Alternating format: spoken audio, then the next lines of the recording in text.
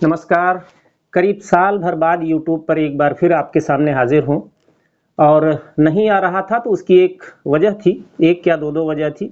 एक तो ये कि वीडियो लगातार बीच-बीच में डिलीट किए जा रहे थे, तो मुझे भी लगा कि पुराने जितने वीडियो ये डिलीट कर पाएँ, डिलीट कर लें, मुझे भी थोड़ा आराम मिल जाएगा। इसके अलावा कोई वीडियो बनाने में, एडिट करने में, उसे अपलोड करने में काफ़ी वक़्त लगता है, तो मुझे लगा कि शायद थोड़ी तैयारी कर ली जाए, इसके बाद बात की जाए। हालाँकि आज मैं बिना किसी तैयारी के हूँ।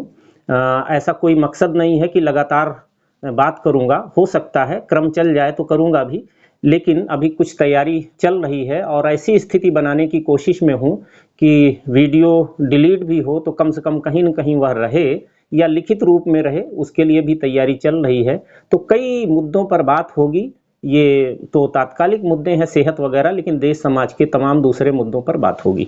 लेकिन आज जो मैं बात करने जा रहा हूँ कोरोना के नए वेरिएंट ओमिक्रॉन को लेकर, तो ये बात करने की ज़रूरत इसलिए लगी कि मेरे बताए तरीकों से जो पिछली जितनी भी लहरें आईं, लोगों ने फ़ायदा उठाया।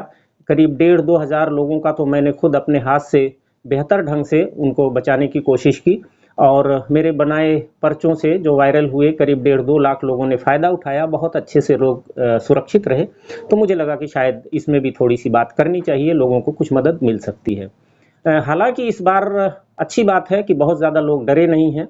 2 साल से डर से जैसे एक तरह से रिश्तेदारी हो गई है, तो अब पॉजिटिव नेगेटिव सुनने पर उतना ज़्यादा डर पैदा नहीं हो रहा है और लोग अस्पताल में भी जाने से बच रहे हैं। अच्छी बात ये है और इस नाते काफ़ी हद तक सुरक्षित हैं। फिर भी मुझे लगता है कि कुछ चीज़ें, कुछ दवाएँ और कुछ उपाय बताए जाने चाहिए कि जिससे लोगों को अच्छे से अपने घर में रह के बेहतर तरीके से अपने आप को स्वस्थ रख सकें और ठीक तरीके से अपना खुद का बचाव कर सकें।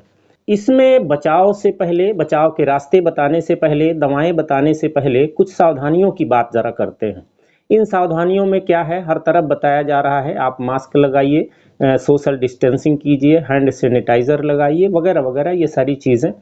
मैं इन चीज़ों पर बहुत ज़्यादा नहीं जाऊँगा। मुझे अभी तक शायद ही कोई ऐसा दावे के साथ कहने वाला मिला हो, जो ये कह सके कि मास्क लगाने के नाते वह आज तक बचा हुआ है। मैंने खुद नहीं लगाया। कहीं पुलिस को देखकर भले लगाया हो कि चलो जुर्माने से बचना है, बाकी तो मैं मरीजों से मिलते हुए भी मैंने नहीं लगाया। मैं किसी को नहीं कहता कि आप लगाएँ या ना लगाएँ, आपकी समझदारी है। डॉक्टर जो कह रहे हैं उनकी अपनी समझदारी है। वो कुछ रिसर्च करके कह रहे हैं कि 4-6 दिन हमने रिसर्च किया है और पाया है कि इससे वायरस का प्रसार कम होता है या संक्रमण का खतरा कम हो जाता है। मुझे ये अंदाज़ा हुआ है, मैंने जो खुद व्यावहारिक प्रयोग किया है, मैं प्रयोगशाला में बैठ के नहीं, मैंने मरीजों के बीच में बैठ के जो किया है, आम लोगों के बीच में जो बैठ के किया है, वो मैंने ये देखा है कि 4-6 दिन लगाने पर तो आप कुछ हद तक बचते हैं, लेकिन जब आप कई-कई महीने मास्क लगा रहे होते हैं, तो दरअसल वायरस को और ज़्यादा आकर्षित करने का कारण अपने शरीर में पैदा करते हैं। और उसकी सीधी-सी वजह है, हल्की-सी वजह है, उस बात को समझ पाएँ तो आप समझ जाएँगे। नाक हमारी बनी ही नहीं है मास्क वगैरह लगाने के लिए, साफ-सुथरी हवा चाहिए इसको। 4-6 दिन आप लगाएँगे, ठीक है, नाक आप बंद कर लीजिए, कोई वायरस नहीं जाएगा, कुछ भी नहीं जाएगा। कुछ हद तक बंद कर लीजिए, कुछ सुरक्षा होगी, लेकिन 4-6 दिन के लिए ये सुरक्षा समझ में आ सकती है। लेकिन जब आप लगातार लगाएँगे साल भर और 2-2 साल से जो लोग मास्क बहुत नियमित लगा रहे हैं, वो सिर्फ़ इतना कर रहे हैं कि अपने फेफड़ों को लगातार संवेदनशील बना रहे हैं। उनके फेफड़े निरंतर कमज़ोरी की तरफ जा रहे हैं। आप अपने शरीर में ऑक्सीजन की जितनी मात्रा खुली रूप में जानी चाहिए, उसको उतने रूप में जाने से रोक रहे हैं।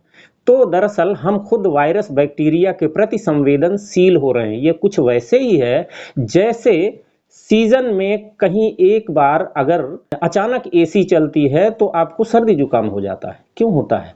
तो बात ये है कि शरीर एक तरह से संतुलन में है, एक तरह से वो एडिक्ट है, एक तरह से चल रहा है, अचानक उसको दूसरा माहौल पड़ता है, तो उसको संतुलन में लाने में मुश्किल होती है।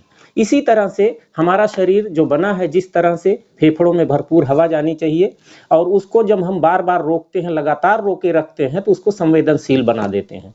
तो ऐसे में होता क्या है कि फेफड़े अगर संवेदनशील हैं, तो ऐसे खुली हवा में सांस लेने वाले को अगर थोड़ा स्वस्थ है तो हजार वायरस कुछ नहीं कर सकते, लेकिन जिसने फेफड़ों को संवेदनशील बना दिया, अचानक एक वायरस भी सामने आ जाए तो वह भी संक्रमित कर सकता है। तो ये चीज समझिए कि ये छोटी चीज भी उसको परेशान कर सकती है, कई दूसरी बीमारियों के लिए भी वो न्योता दे सकता है अपने शरीर में।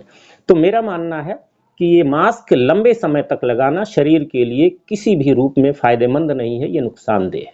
हमें खुली हवा में प्राणायाम करने की आदत बनानी चाहिए, लंबी गहरी सांस लेने की आदत बनानी चाहिए। मजबूरी कहीं हो, प्रदूषण कहीं हो, वहां कोई मास्क लगाए समझ में आता है। तो मास्क को मैंने नहीं पाया है कि इसने बचाया हो, उल्टा मुझे ऐसा लगता है कि मास्क की वजह से, लगातार लगाने की वजह से संक्रमण घटने के बजाय उल्टा बढ़ने की दिशा में गया है। तो एक बात ये है। दूसरा ये है सोशल डिस्टेंसिंग जो है, सोशल डिस्टेंसिंग उसको शारीरिक दूरी कहें, सोशल डिस्टेंसिंग कोई बहुत अच्छा शब्द नहीं है और भारत के संदर्भ में तो यह और अच्छा शब्द नहीं है। सामाजिक दूरी नहीं बनाने की ज़रूरत है, शारीरिक दूरी उसका तो खैर पैमाना हमारे यहाँ हजारों साल से है, उतना बनाया जाना चाहिए। लेकिन ये कोई सुरक्षा का उपाय है, यह भी मेरे समझ में नहीं आया। उसके 2-3 उदाहरण आप देख लीजिए। पहली लहर, दूसरी लहर, हर लहर में अभी कुछ दिन पहले तक एक दो नहीं, हजारों नहीं, लाखों किसान हम आप जानते हैं दिल्ली के बॉर्डर पर दिन रात पड़े हुए थे। कोई सोशल डिस्टेंसिंग नहीं, कोई मास्क नहीं, कुछ नहीं, फिर भी वहां कोरोना का आक्रमण नहीं हुआ। जबकि ये आशंका जताई गई थी यहां लाशें बिछ जाएंगी, लेकिन हुआ क्या? अगर कोई बाद में कुछ कोशिश की गई कि नहीं साहब यहाँ भी फैला है, मरे हैं लोग, बताया नहीं गया। आप खुद सोचिए, लाखों लोग हों, अगर वहाँ 10-20 लोग ऐसे ही रोज भी 10-20, लाखों में 10-20 मरना कोई बड़ी बात नहीं है, लेकिन उतना भी मरने लगे तो मौत का डर ऐसा होता है वो लाखों लोग भाग जाएंगे जान बचाने के लिए, वहाँ रहेगा नहीं कोई। लेकिन वहाँ हुआ ही नहीं, क्यों नहीं हुआ वह एक अलग रहस्य है। इसी तरह से जहाँ भी चुनावी रैलियां हुई वहाँ संक्रमण नहीं, वहाँ परेशानी नहीं। चुनावी रैली हो बिहार में, उत्तर प्रदेश के किसी इलाके में हो और डर दिखाया जाता फैल जाएगा, और फैलता कहाँ है? मुंबई और दिल्ली में। तो आप यह भी समझिए चीज़ें कैसे चल रही हैं। ये गहरे रहस्य हैं जिसको बाद में 4-6 साल बाद ये सब उजागर होगा कि कितनी जालसाजी है, कितनी असलियत है, ये सब उजागर होगा। तो आप सोचिए ज़रा सा, जहाँ जितनी कड़ाई की गई है वहीं ज़्यादा लोग मरे हैं, वहीं ज़्यादा संक्रमण हुआ है। दिल्ली और मुंबई का उदाहरण साफ है। सबसे ज़्यादा जुर्माना लगाया गया, सबसे ज़्यादा लॉकडाउन लगाया गया, सबसे ज़्यादा कर्फ्यू लगाया गया, सबसे ज़्यादा सोशल डिस्टेंसिंग की गई, यही हुआ है। और यहीं पर एक तीसरी चीज़ और है, दुनिया में जिन देशों के पास सबसे बेहतरीन स्वास्थ्य सुविधाएं हैं, स्वास्थ्य सुविधाओं को आधुनिक स्वास्थ्य सुविधाएं कहिए, मॉडर्न मेडिकल सिस्टम जहां का जितना ज़्यादा मजबूत है, यानी भारत में हम लोग एलोपैथी सिस्टम कहते हैं, जितना ज़्यादा मजबूत है वहीं पर सबसे ज़्यादा संक्रमण हुए हैं और सबसे ज़्यादा लोग मौत के शिकार हुए हैं। चाहे वो फ्रांस हो, इटली की बहुत बढ़िया चिकित्सा सुविधा कही जाती है, अमेरिका में तो आपको छींक भी लगे तो तुरंत डॉक्टर मिल जाएगा। आप देख लीजिए जितने भी देश हैं जो बेहतरीन चिकित्सा सुविधा वाले देश हैं, वहीं पर सबसे ज़्यादा खतरा भी बढ़ा है। यह भी एक रहस्य है। ये अजीब बात है। इसका मतलब ऐसा नहीं है कि चिकित्सा सुविधाएं नहीं होनी चाहिए, लेकिन चिकित्सा सुविधाएं कौन सी होनी चाहिए, किस रूप में होनी चाहिए, सेहत की सुविधा क्या है और बीमारी को मैनेजमेंट करने की सुविधा क्या है, इन सब का फर्क समझने की ज़रूरत है। दुर्भाग्य से आम आदमी नहीं जानता, इसलिए उसको देश नहीं विश्व के स्तर पर, वैश्विक स्तर पर मूर्ख बनाने का खेल जो भी चल रहा है वो चल रहा है। खैर, ये तो इस तरह की बातें हैं। लेकिन अब ज़रा सा बात करते हैं कि हमको वास्तव में अगर हम परेशान हैं, जो इसमें लक्षण आते हैं, सर्दी, खांसी, गले में खराश, सिर दर्द वगैरह, गले में कफ जमा जमा सा, हल्का फुल्का बुखार या कभी कभी तेज बुखार, ये सारी चीज़ें, या बदन में दर्द वगैरह, ये सारी चीज़ें होती हैं। तो ऐसे में हम क्या कर सकते हैं? तो एक तो ये है कि जब पिछली बार जो मैंने बताया था, कई सुझाव बताए थे, कई लोग उसको कर करके काफ़ी अच्छे से सुरक्षित रहे। तो वो तरीके कुछ तो ये हैं। एक साधारण सा ये है कि हल्दी आधा चम्मच और आधा चम्मच नीम का पाउडर, या एक गोली हल्दी की, एक गोली नीम की पत्तियों की, ये सवेरे सवेरे गुनगुने गर्म पानी में 1 चम्मच शहद मिलाकर आप सबसे पहले सवेरे खाली पेट ये लें और 1 आध घंटे बाद ही नाश्ता वगैरह करें। एक तो ये जीवन का क्रम बना सकते हैं, पूरी उम्र भर ले सकते हैं, इसमें कोई समस्या नहीं। बच्चों को कम मात्रा दें। सयाने जो है आधा चम्मच हल्दी, आधा चम्मच नीम का पाउडर, ये ज़बरदस्त चीज़ है। आपको पता नहीं चलेगा कि ये कैसे आपको बचा रहा है, लेकिन जीवन में कई चीज़ों से आपको ये बचाएगा, संक्रमण से लेके और कई दूसरी गंभीर बीमारियों तक, यहाँ तक कि कैंसर जैसी बीमारियों को भी आने से रोकेगा। तो ये बहुत साधारण सा उपाय है जो तुरंत कोई चमत्कार करता हुआ नहीं दिखेगा, लेकिन जिसने नियमित किया है इसको, कई तरह से इस दौरान भी संक्रमण से बचे रहे लोग इसको करने वाले। तो एक तो साधारण सी चीज है जो हर घर में मिल जाती है। दूसरी बात यह है कि आर्सेनिक अल्बम जो है कुछ कुछ काम करेगी, कुछ लक्षण हैं, तो इसको 3 दिन आप सवेरे दोपहर शाम आर्सेनिक अल्बम 30 पावर की यानी 30 पावर वो आप ले सकते हैं, उसमें कोई समस्या नहीं है, लेकिन ज़्यादा नहीं लेना, लगातार बिल्कुल नहीं लेना है। ये तो बचने के साधारण, बचने के और भी हैं क्योंकि इसमें लक्षण अलग तरह से आते हैं, तो कुछ अलग तरह से इसको देखने की ज़रूरत भी है। अब बात ये है, चाहे आप संक्रमित हों या बचाव के स्तर पर आप करना चाहें, तो एक चीज़ मैं बताता हूं, ध्यान से आप इसको नोट कर लें। 3 दवाएं हैं। एक दवा है एकोनाइट 30, दूसरी है हिपरसल्फ 30। तो एक तो हुई एकोनाइट 30, दूसरी है हिपरसल्फ 30, तीसरी है स्पोंजिया 30। ये 3 दवाएं आप बाजार से लाएं और बराबर बराबर मात्रा में 30 ml की शीशी हो या 10 ml की शीशी हो, तो तीनों को एक में बड़ी शीशी में मिला के रख ले। साफ सुथरी शीशी होनी चाहिए, कार्क बंद होना चाहिए, उसका ढक्कन बंद होना चाहिए अच्छे से। तो ये जो कॉम्बिनेशन बन गया, मैं यहाँ बता दूं, कॉम्बिनेशन का मैं समर्थन आमतौर पर नहीं करता, क्रॉनिक बीमारियों में बिल्कुल नहीं करता। बहुत ध्यान से लक्षण देखना चाहिए और सिंगल रेमेडी पर आना चाहिए, एक दवा देनी चाहिए। लेकिन एक्यूट बीमारी में अगर दवाएं कंट्राडिक्ट नहीं करती, एक दूसरे के विरुद्ध नहीं हैं, तो एक दूसरे को सपोर्ट करती हैं, तो ऐसी स्थिति में कुछ कॉम्बिनेशन काम के पाए गए हैं। लेकिन काम के पाए गए हैं इसलिए मैं बता रहा हूं, अलल टप में कोई कॉम्बिनेशन नहीं बनाना चाहिए। तो ये कॉम्बिनेशन दरअसल आज का नहीं, ये बहुत पहले एक डॉक्टर हुए थे, डॉक्टर बोनिन हसन, होम्योपैथ, बहुत बड़े होम्योपैथ हुए थे, तो उन्होंने इसे काफ़ी फायदेमंद पाया था कई चीज़ों में। तो जिस तरह के लक्षण आजकल हैं उसमें ये दवा बहुत अच्छे से काम कर सकती है, आपको बचाएगी भी। बचने के लिए आप 3 दिन लगातार ले लें, सवेरे दोपहर शाम, बस रहने दें। या ये भी कर सकते हैं, इसकी 200 पावर 200 पावर में तीनों दवाओं को लेकर भी मिला सकते हैं। अगर आप पुरानी बीमारी से पीड़ित हैं, तो कई साल की बीमारी है, इस तरह के लक्षण हैं, तो उसके लिए भी आप इसको इस्तेमाल कर सकते हैं, लेकिन तब दवा की शक्ति 200 होगी, सारी दवाओं की शक्ति 200 हो जाएगी।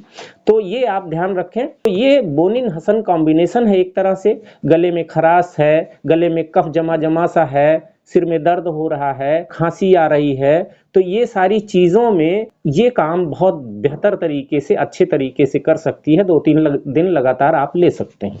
अगर बुखार की स्थिति है तो आप इसके साथ 10-20 मिनट का अंतर देकर या थोड़ा फर्क रखकर बायोकेमी की 2-3 दवाएं हैं जिनको एक साथ ले सकते हैं। वो दवाएं क्या हैं?